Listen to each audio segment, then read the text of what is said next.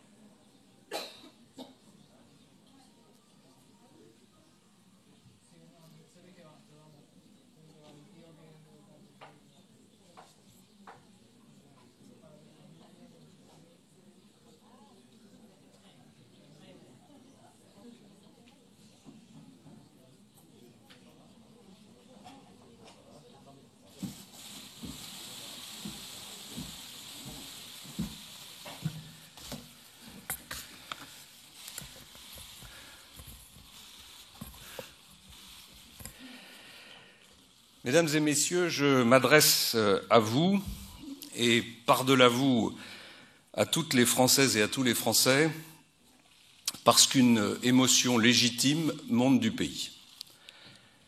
Je comprends les interrogations. Je comprends le besoin de me voir clarifier les choses. Et je vais le faire. Je vais le faire parce que je n'ai rien à cacher. Je vais le faire parce que je ne peux pas accepter les accusations infondées qui me prennent pour cible après 32 ans de vie politique, 32 ans sans aucun problème judiciaire, 32 ans d'éthique irréprochable. Je veux dire à tous mes compatriotes que pendant toutes ces années, j'ai œuvré pour mon pays sans jamais enfreindre la loi et sans jamais déroger aux valeurs qui sont les miennes. Aujourd'hui, candidat à l'élection présidentielle, je fais face à une attaque d'une violence inouïe, à ma connaissance, du jamais vu sous la Ve République.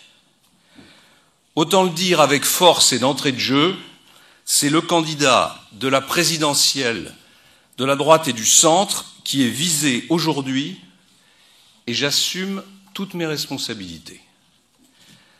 Tous les faits évoqués sont légaux et transparents.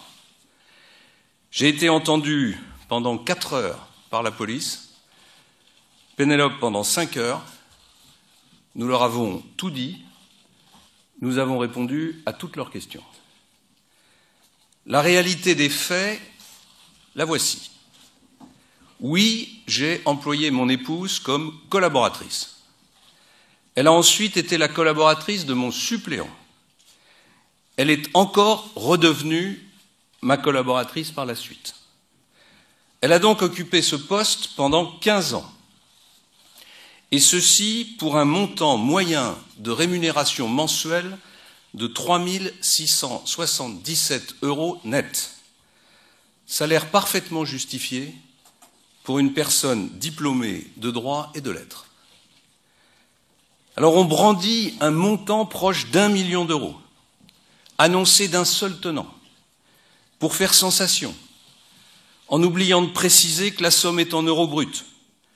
Est-ce qu'on a déjà vu une rémunération présentée comme un cumul sur 15 ans?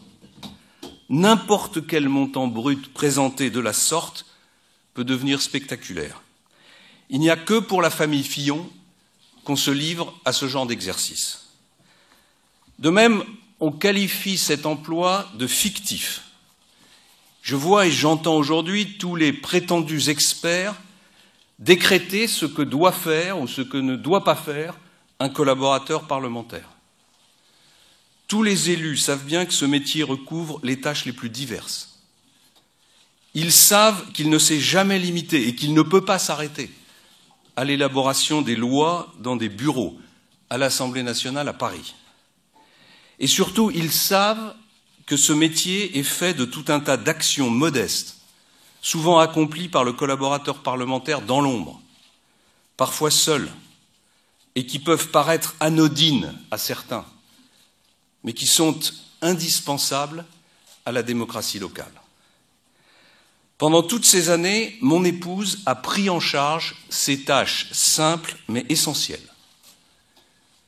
C'est elle, avec ma secrétaire Sylvie Fourmont, qui a géré le courrier qu'on m'adressait. C'est elle qui a tenu mon agenda pour les événements locaux, les inaugurations, les manifestations sportives et culturelles, les remises de décorations. C'est elle qui a travaillé sur mes interventions dans la Sarthe. Elle m'a représenté dans des manifestations culturelles locales. C'est encore elle qui a reçu et renvoyé vers les entreprises de la région les CV et les demandes d'emploi que les Sarthois m'adressaient. C'est toujours elle qui a traité les réclamations de ces derniers lorsqu'ils rencontraient des difficultés administratives. Et la liste de ce qu'elle a fait ne s'arrête pas là.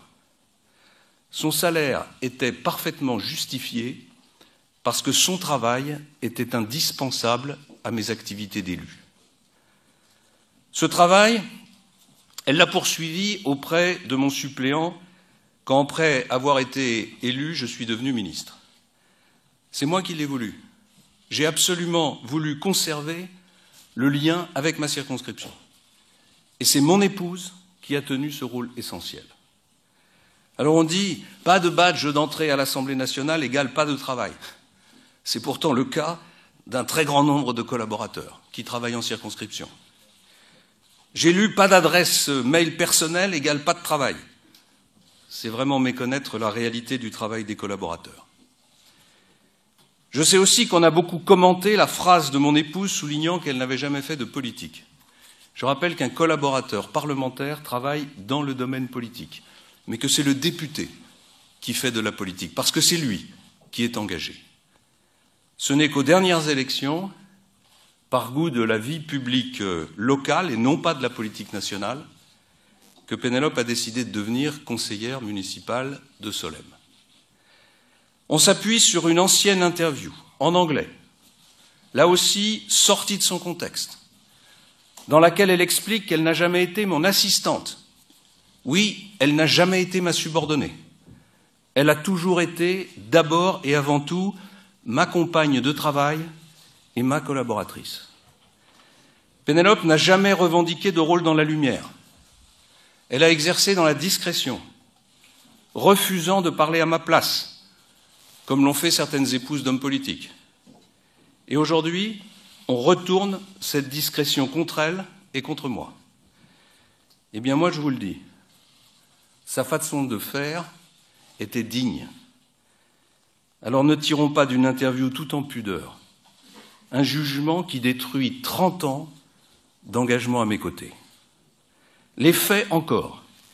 J'ai employé mes enfants, Marie et Charles, qui ont travaillé pendant 15 mois, en 2005 et 2006 pour Marie, 6 mois en 2007 pour Charles, comme collaborateurs parlementaires, pour un salaire mensuel net de 3 000 € en moyenne pour chacun.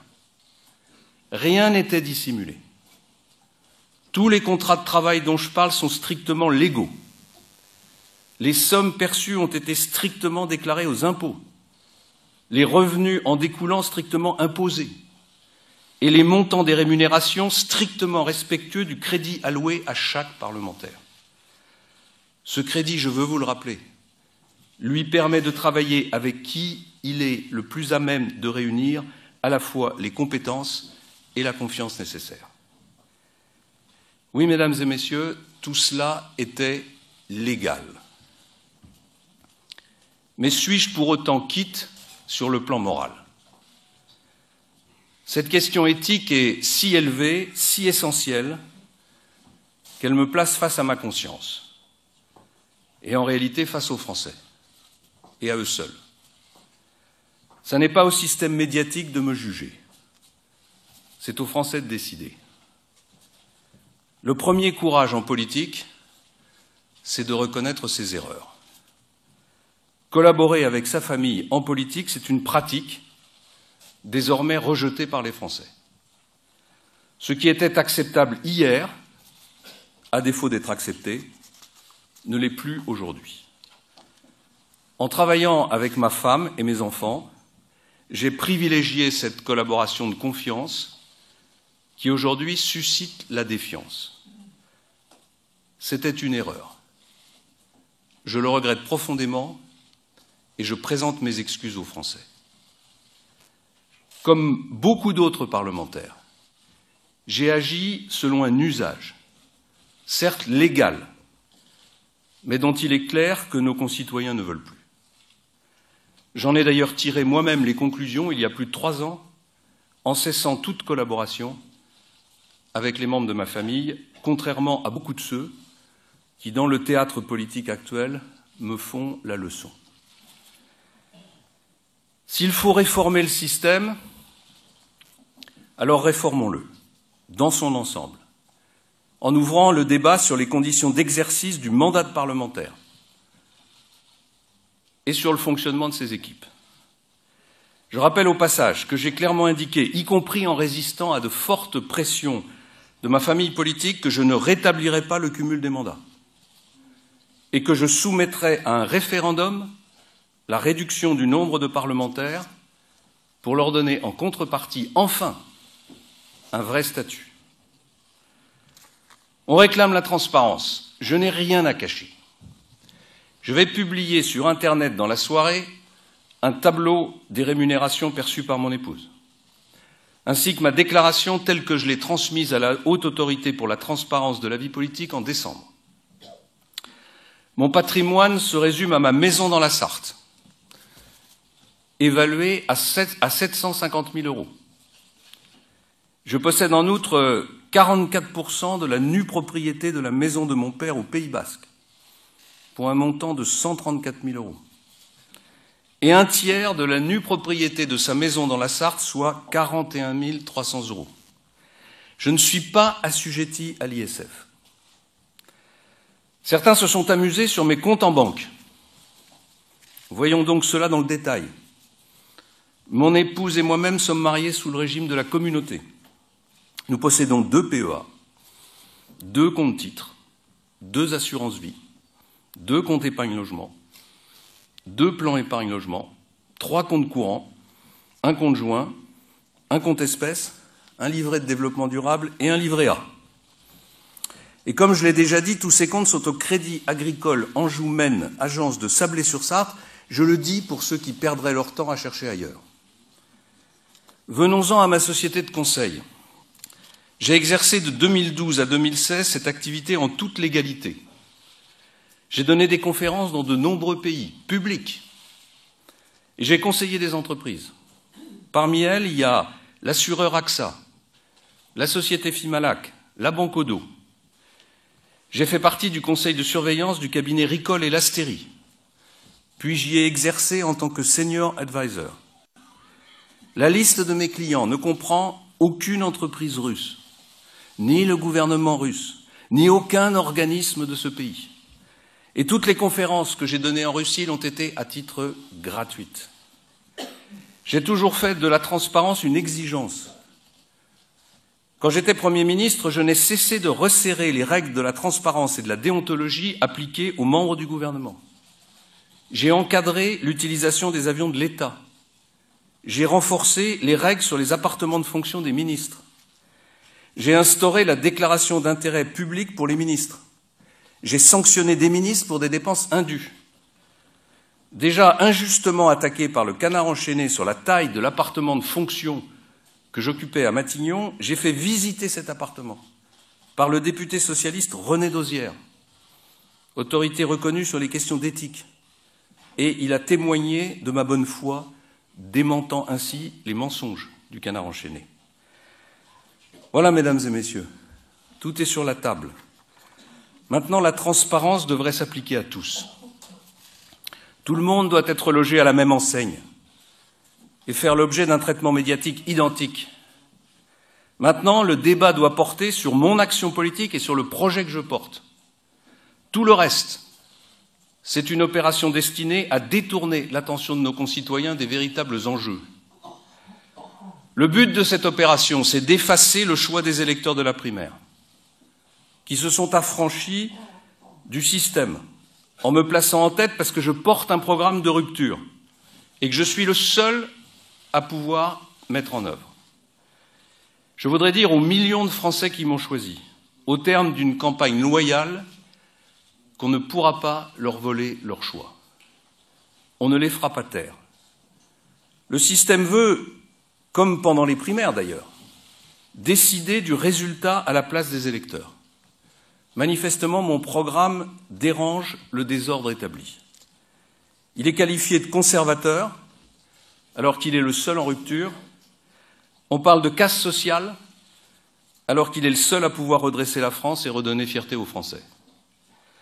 Le vrai danger, c'est de voir confier notre avenir aux dérives d'une extrême droite, portée par cette famille d'intouchables, du domaine de Montretout, ou à l'aventure d'une politique sans programme depuis des mois, composée d'un agrégat de personnalités fascinées par un gourou issu du système qu'il dénonce aujourd'hui.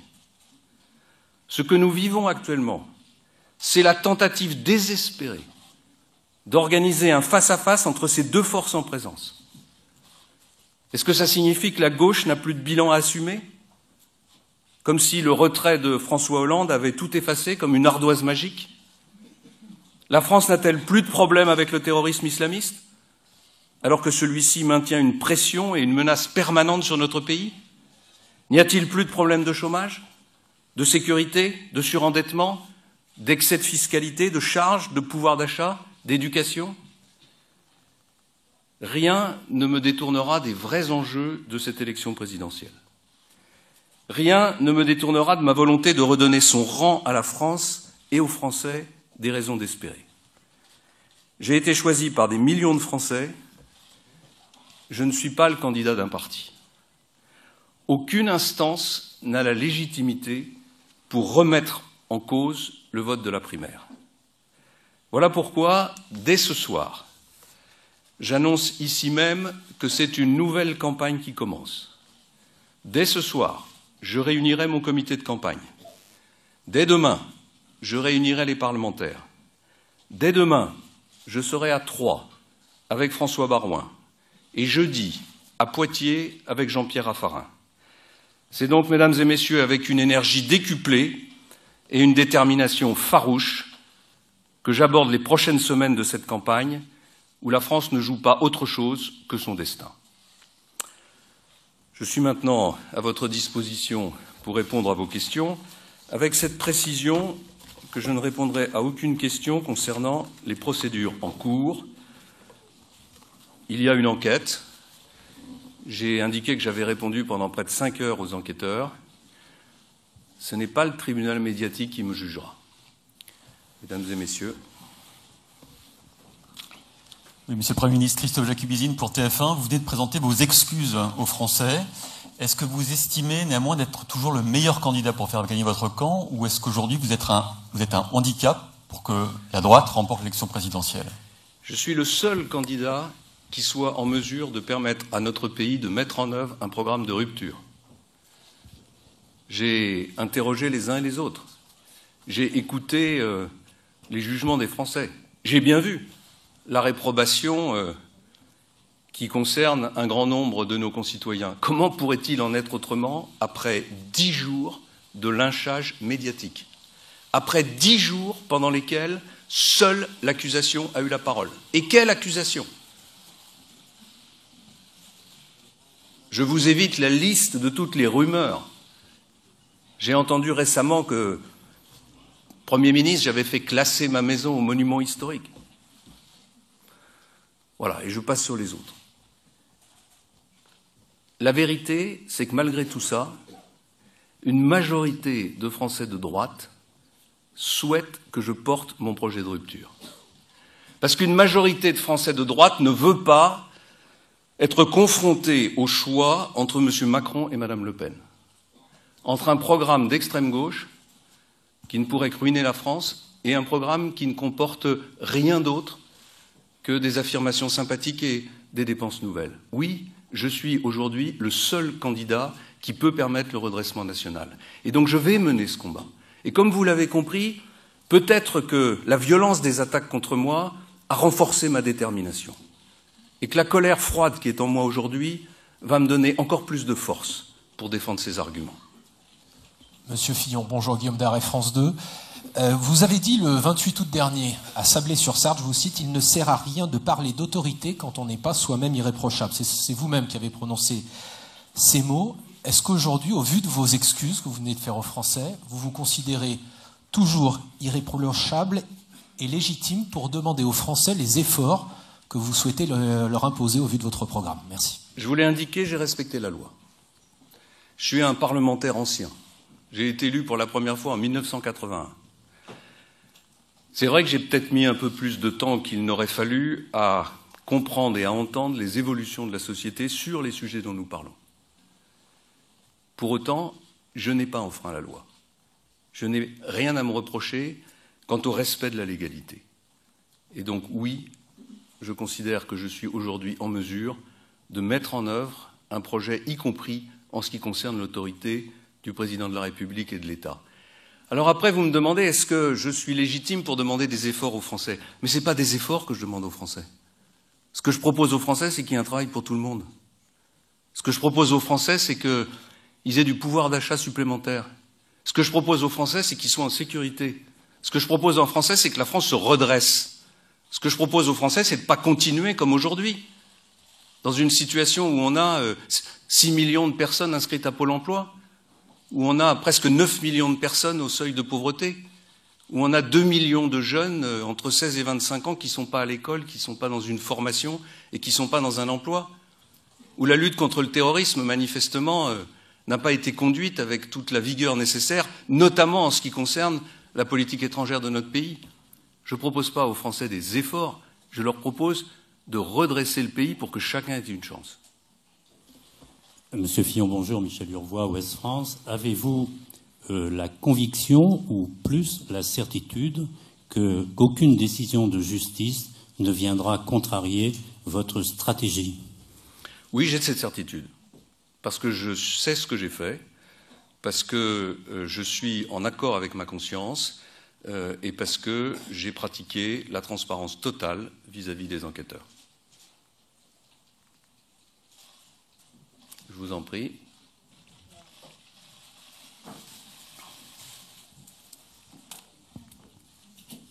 Bonjour, Elisabeth Martichoux, RTL. Monsieur le Premier ministre, est-ce que votre épouse Pénélope était au courant du premier au dernier jour de son emploi d'assistante parlementaire? Est-ce que lorsqu'elle dit et écrit, est-ce que vous confirmez que lorsqu'elle dit en 2007 « Je n'ai jamais été l'assistante de mon mari », elle veut dire « Je n'ai jamais été », elle ne veut pas dire « Je n'ai jamais été l'assistante parlementaire de mon mari ». Et enfin, avez-vous songé, Monsieur le Premier ministre, à rembourser ces sommes? Comment peut-on imaginer un instant que mon épouse, qui est une femme intelligente, diplômée, responsable, ne soit pas au courant du travail qu'elle effectue pour moi? Comment peut-on imaginer un seul instant que mon épouse, qui a collaboré avec moi depuis près de 30 ans, principalement dans le département de la Sarthe et dans ma circonscription, puisse l'avoir fait à l'insu de son plein gré? Oui, mon épouse était au courant, et mon épouse est ma collaboratrice. Lorsqu'elle a fait cette déclaration, qui a été reprise dans une émission à charge, où on a sciemment pris des morceaux de phrases, retirés de leur contexte. Je rappelle que c'est une émission en langue anglaise, qui s'adressait à un public anglais, et où, au fond, le sujet de l'interview était « Je ne serai pas Cheryl Blair ». Je dois d'ailleurs vous indiquer que la journaliste qui a accompli cette interview s'est manifestée personnellement auprès de mon épouse pour lui dire à quel point elle était choquée par l'utilisation qui avait été faite des morceaux de cette interview. Pourquoi rembourserais-je des sommes qui correspondent au travail de ma femme? Je vous pose la question. J'ai dit tout à l'heure que je comprenais l'évolution de l'opinion sur ces questions, que je regrettais de ne pas l'avoir, au fond, compris plus tôt. J'ai dit tout à l'heure que je voulais participer à l'évolution du statut des parlementaires sans donner de leçons. Mais ma femme a travaillé. Et j'ai donné la preuve de ce travail. Elle a donné la preuve de ce travail. Et donc il n'y a, de ce point de vue pour moi, aucune question. Bonjour, Aurélie Herbemont, Europe 1. Vous avez dit la semaine dernière qu'il y avait un coup d'État institutionnel. Est-ce que vous maintenez ces accusations? Et est-ce que dans ce contexte, vous avez confiance dans la justice? Bon, on ne peut pas ne pas se poser de questions. Une campagne de presse d'une violence inouïe, orchestrée pile au moment où je suis désigné à la primaire de la droite et du centre, c'est-à-dire au moment même où, au fond, la droite ne peut pas avoir d'autres candidats crédibles. Une enquête ouverte par le parquet financier, qui n'est sans doute pas compétent pour le faire, en 24 heures. Et pour finir, la violation du secret professionnel cet après-midi dans un grand quotidien du soir. Je rappelle que nous sommes dans une enquête préliminaire, ça veut dire que seuls les enquêteurs de la police et les membres du parquet national financier ont accès aux procès-verbaux, pas les avocats. Donc nous sommes bien en présence d'une violation du secret professionnel de la part de personnes chargées de l'enquête qui sont toutes nommées par le gouvernement. Voilà, ça fait beaucoup. Ça fait beaucoup. Et je pense qu'il y a beaucoup de Français aujourd'hui qui comprennent qu'il y a pour le moins un trouble dans le déroulement de ces événements. Bonjour Monsieur Fillon, Hélène Salvi de Mediapart. Vous avez déclaré aux 20h de TF1 le 26 janvier avoir embauché votre femme à l'Assemblée nationale à partir de 1997. C'était 2 jours après les premières révélations du Canard enchaîné. J'imagine que vous aviez déjà pu parler avec vos équipes à ce moment-là. Et vous avez également ajouté qu'avant, elle travaillait avec vous bénévolement, ce sont vos mots, depuis 1981, depuis votre premier mandat dans la Sarthe. Or, nous avons appris quelques jours plus tard qu'en fait, ces premiers contrats de travail remontaient en réalité à 1988. Ma question est assez simple. Est-ce que vous avez menti au JT de TF1 et si oui, pourquoi? Vous êtes de Mediapart, c'est ça? Voilà. Moi, je n'ai jamais eu de redressement fiscal, je vous le dis au passage. S'agissant maintenant... Ben oui, il y a des choses parfois qui doivent être dites. S'agissant de la question que vous posez, je vais vous dire une chose. Jamais je n'aurais pu imaginer d'être accusé sur ce sujet. Je suis honnête. Et c'est la raison pour laquelle cette accusation m'est tombée dessus comme un coup de tonnerre. Oui, elle m'a mis un coup dans l'estomac. Oui, toute la semaine dernière, j'ai été déstabilisé par cette accusation. Justement parce que je ne pouvais pas un seul instant l'imaginer et m'y attendre. Et donc oui, mes réponses ont été imprécises. Il m'a fallu, madame, 5 jours pour obtenir toutes les fiches de paie de mes collaborateurs de l'Assemblée nationale, quand manifestement certains organes de presse les ont déjà. 5 jours pour voir la réalité des choses. Voilà. Oui, mon épouse a travaillé pour moi depuis le début. Oui, elle a commencé à être rémunérée en 88. Vous voyez, dans ma réponse, je faisais confiance aux chiffres du Canard enchaîné. C'était les seuls dont je disposais. Depuis, j'ai refait, après 5 jours d'investigation, l'ensemble du parcours professionnel de mon époux. Je rappelle que ce sont des dates qui ont 20 ou plus de 20 ans, et je publie cet après-midi sur mon site internet la totalité des contrats de ma femme avec les dates et avec les montants des rémunérations. Bonjour, Thierry Arnaud de BFM TV. Vous faisiez allusion aux publications par Le Monde d'extraits cet après-midi. Selon ces extraits publiés, votre fille a été employée essentiellement, c'est ce que vous auriez déclaré, à vous préparer à la rédaction d'un livre, et votre fils à faire campagne pour Nicolas Sarkozy. Est-ce que vous confirmez ces déclarations? Est-ce que, si c'est le cas, elles entrent dans le travail d'un assistant parlementaire dans ce cadre? Alors on va parler du travail des assistants parlementaires. Ah pardon, vous n'aviez pas fini. J'avais une deuxième question, si vous le permettez, concernant une autre affaire que vous n'avez pas mentionnée, qui a été citée ces derniers jours, qui concerne des reliquats de rémunération d'assistants parlementaires au Sénat, qui vous auraient été rétrocédés par des chèques à concurrence de plus de 20 000 euros. Est-ce que ça a été le cas? Est-ce que, si ça a été le cas, vous considérez que c'est légal ou que c'est indu?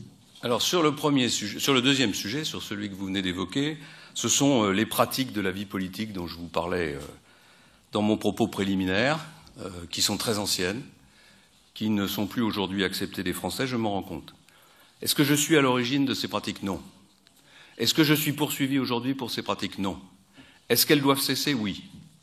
Et c'est ce qui me motive à proposer à nos concitoyens la mise en place d'un vrai statut renouvelé de l'élu totalement transparent. Maintenant, je vous réponds sur mes enfants. Mon fils n'a jamais participé à la campagne présidentielle. J'ai indiqué aux enquêteurs qu'il avait constitué des bases documentaires pour me permettre de préparer le projet politique qui a été le nôtre et pour me préparer à être pendant 5 ans Premier ministre, notamment sur les questions institutionnelles. Quant à ma fille, elle a travaillé sur beaucoup de sujets, mais en particulier sur la base documentaire permettant d'écrire ce livre. Et ça me donne l'occasion de faire une mise au point sur le travail des collaborateurs parlementaires. Il y a dans notre pays, je vous le rappelle, une séparation des pouvoirs. Personne n'a le droit, je dis bien personne n'a le droit de juger du contenu du travail des attachés parlementaires. Personne, sauf le député. Le député est seul maître de son recrutement, du niveau de salaire dans la limite de l'enveloppe de la destinée à payer les collaborateurs parlementaires. Il est le seul maître du contenu du travail. Il est le seul maître du lieu de travail et des horaires. Et en raison de la séparation des pouvoirs, personne n'a le droit de contrôler ce travail. La justice a le droit de contrôler qu'il y a un contrat de travail, elle a le droit de contrôler qu'il y a un travail effectif, elle n'a pas le droit de porter de jugement sur le contenu de ce travail. Et donc oui, ma fille avait tout à fait la possibilité de travailler à une base documentaire qui m'a permis d'écrire un livre qui est un livre politique, qui est un livre qui d'ailleurs pose des questions institutionnelles. Certaines avaient fait même du bruit à l'époque puisque j'avais proposé la suppression du Premier ministre et j'étais parfaitement dans mon rôle et elle dans le sien.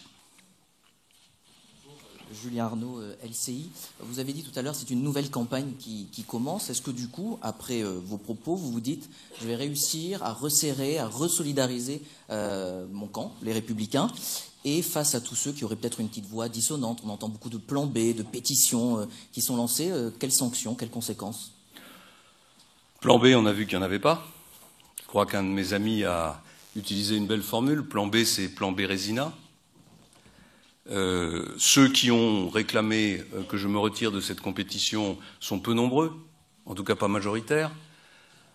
Beaucoup d'entre eux étaient des hommes et des femmes qui ne m'avaient pas choisi à la primaire et qui peut-être n'ont pas totalement accepté le résultat de cette primaire.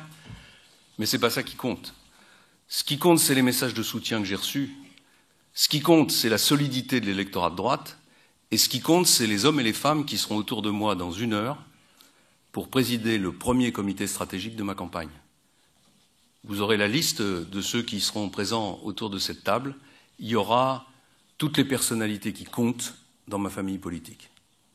Monsieur le Premier ministre, Nathalie Saint-Cric, France 2, vous aviez demandé 15 jours, il y a quelques jours. Si vous chutez dans les sondages, au risque de faire perdre votre famille politique et de ne pas être présent au 2e tour, est-ce que vous pourriez revenir sur votre décision d'aujourd'hui? Vous savez ce que je pense des sondages. Tout le monde dit ça. Oui, mais moi je le dis avec une expérience qui est assez forte, n'est-ce pas?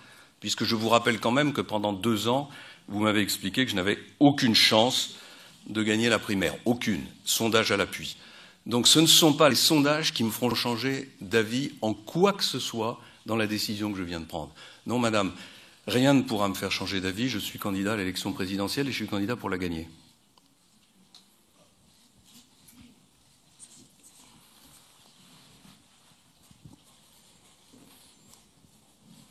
Monsieur le Premier ministre, Olivier Mazerolle, RTL. Les sondages, ce sont eux qui vous indiquent qu'une majorité de Français de droite sont encore derrière vous. Par conséquent, on ne peut pas tous les répudier. Mais au-delà de ça, un président de la République n'est pas élu seulement pour sa famille politique, mais pour rassembler les Français. Compte tenu de cet épisode, considérez-vous que vous êtes toujours bien placé pour pouvoir rassembler les Français et croire que ce qui vient de se produire ne laissera pas des traces dans le refus de l'application de votre programme? Oui, monsieur Mazerolle, parce que quand la vérité aura été faite, quand chacun aura vu que le procès qui m'est fait est un procès diffamatoire, un procès calomnieux, que ce procès est complètement éloigné de la réalité des faits, les Français changeront d'opinion. L'opinion des Français aujourd'hui, elle est liée à quoi? Elle est liée à des centaines d'heures ou de dizaines d'heures de plateaux de télévision où on voit des soi-disant experts qui parlent du rôle des assistants parlementaires et qui, naturellement, me condamnent les uns après les autres. J'ai entendu peu de voix prenant ma défense. C'est ça que vous appelez le fonctionnement normal de la démocratie. À 3 mois de l'élection présidentielle, aucun d'entre vous n'a une interrogation sur la violence de la semaine qui vient de se produire.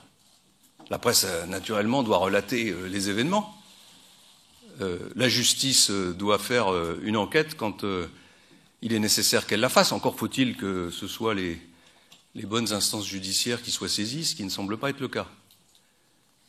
Mais lyncher, assassiner politiquement, comme finalement vous l'avez fait, pendant 10 jours, un candidat à l'élection présidentielle, je pense que ça pose un problème, que ça pose même un problème démocratique.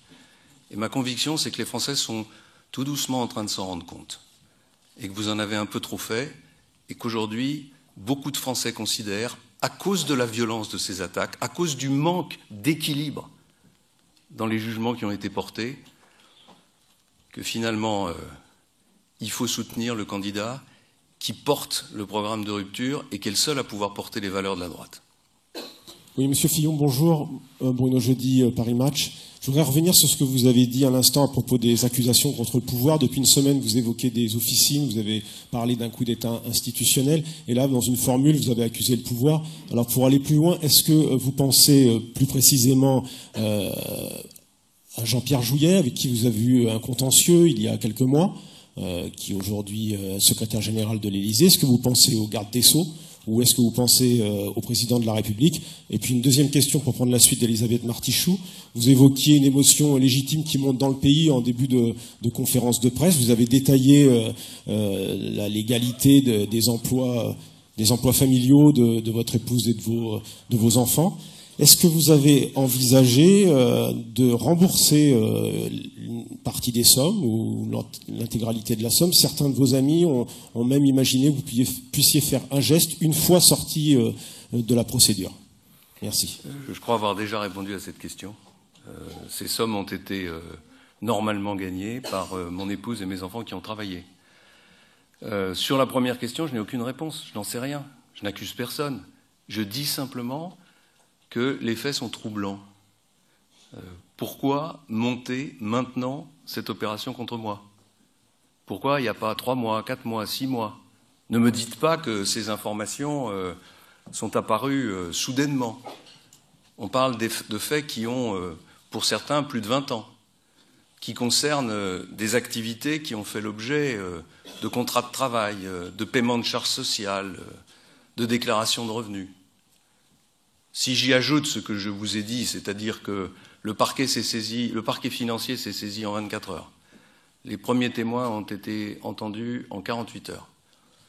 Et mes avocats viennent de signaler au parquet financier qu'ils n'étaient sans doute pas compétents pour se saisir de cette affaire. Ça fait beaucoup. Et si vous ajoutez les fuites que je viens d'évoquer, on voit bien qu'on est dans quelque chose qui ressemble à une opération montée. Maintenant, moi, je n'ai pas d'officine à ma disposition pour mener l'enquête. Si vous avez un peu d'énergie pour le faire, je vous y invite. Oui, Monsieur Fillon, Pierre Marlet, télévision belge. Une question concernant ce que vous avez dit dans cette conférence de presse. Vous avez encore souligné que vous faites face à une forme de coup d'État institutionnel, mais en même temps, aujourd'hui, vous changez de stratégie de communication, vous présentez vos excuses aux Français. Alors ma question, c'est pourquoi ne pas l'avoir fait plus tôt? Pour la raison que je vous ai indiquée tout à l'heure. Oui, j'ai pris cette accusation dans l'estomac. Oui, elle m'a déstabilisé. Oui, je ne pouvais pas m'attendre à une telle violence. Oui, j'ai mis du temps. J'ai mis du temps à réagir. J'ai mis du temps à mesurer que le ciel m'était tombé sur la tête. Je le reconnais. Mais maintenant, c'est fait. Maintenant, je suis debout, et donc j'ai choisi la stratégie que je viens de vous proposer, que je viens d'indiquer devant vous, que je viens d'indiquer aux Français, qui me conduit à reconnaître qu'il y a des pratiques dans la vie politique anciennes qui ne sont plus acceptables, et en même temps à vous indiquer que je ne suis certainement pas parfait, mais j'ai une vie politique qui parle pour moi, et j'ai surtout un projet qui est le seul projet de redressement pour notre pays qui a été soutenu par près de 4 millions de Français. Voilà ma réponse. Monsieur Fillon, bonjour. Patricia Issa pour France 3 National. Vous avez parlé d'une tentative d'assassinat politique, mais alors d'après vous, à qui profite le crime? Allez-y, tout droit. À qui c'est très clair, le crime profite à ceux qui veulent que la droite ne soit pas présente à l'élection présidentielle. Qu'est-ce que vous voulez que je dise?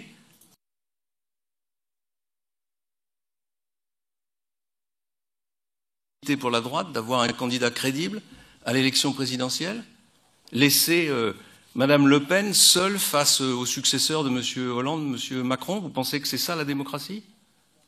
Voilà, c'est tout. Le crime, il profite à ceux qui ne veulent pas du programme de rupture qui est le mien. Oui, je vous en prie. Monsieur Fillon, bonjour. Laureline Dupont du journal Le Point. Vous vous dites victime d'un acharnement médiatique. Est-ce qu'aujourd'hui vous regrettez d'avoir cloué Nicolas Sarkozy au pilori en son temps en demandant si on imaginait le général de Gaulle mis en examen? Si vous faites allusion à cette phrase, je n'ai rien changé. J'ai dit que, mis en examen, je ne serais pas candidat à l'élection présidentielle. je pense être le seul candidat à l'élection présidentielle, peut-être depuis le début de la Ve République, à avoir pris un tel engagement. Et donc, voilà. Bien sûr, cette situation me fait réfléchir. Elle me fait réfléchir au sort que certains ont subi. Mais elle ne change rien à ma détermination et à l'engagement que j'ai pris. Voilà, peut-être encore une question, parce que... Allez-y, je vous en prie, je ne sais pas. Bonjour, Jean-Rémy Baudot, BFM TV. Ces accusations dont vous parlez, elles ont aussi mis à jour des tensions au sein de vos équipes, autour de vous, alors pas peut-être vos soutiens historiques, mais des personnes qui ont pu se rallier à vous après la primaire. Comment est-ce que vous comptez rassembler vos équipes, les parlementaires et au-delà, tous les Français, toute la droite? C'est la raison pour laquelle ça va être la dernière question, parce que je vais maintenant aller de ce pas, diriger une réunion dans laquelle toutes les personnalités que vous évoquez seront présentes. Comment dans les coulisses ici, certains ont l'air de jouer un peu contre vous, quoi. Oui, bien sûr, peut-être. C'est la vie politique, c'est son lot. C'est d'ailleurs pas tout à fait ma façon d'agir, comme vous le savez, mais c'est pas grave. Ce qui va compter, c'est que nous allons tous nous rassembler maintenant et repartir en campagne maintenant. Parce qu'il n'y a pas d'autre solution, parce qu'il n'y a pas de plan B. Parce que si la droite et le centre veulent être présents au second tour de l'élection présidentielle, 3 mois avant l'élection, il faut maintenant faire bloc. Et c'est ce que la grande majorité des élus de ma famille politique ont compris. Enfin, et je veux terminer par là, je vous rappelle, je l'ai dit tout à l'heure, je ne suis pas le candidat d'un parti. Je suis maintenant face aux Français. Et je suis face aux Français parce que j'ai été désigné à la primaire.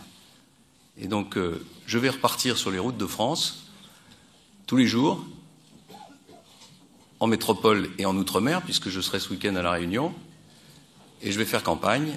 Et je suis convaincu que toutes ces forces qui sont avec moi vont se rassembler parce que, au fond d'elles-mêmes, et malgré les ambitions des uns et des autres, elles ont envie que la France se redresse. Merci beaucoup.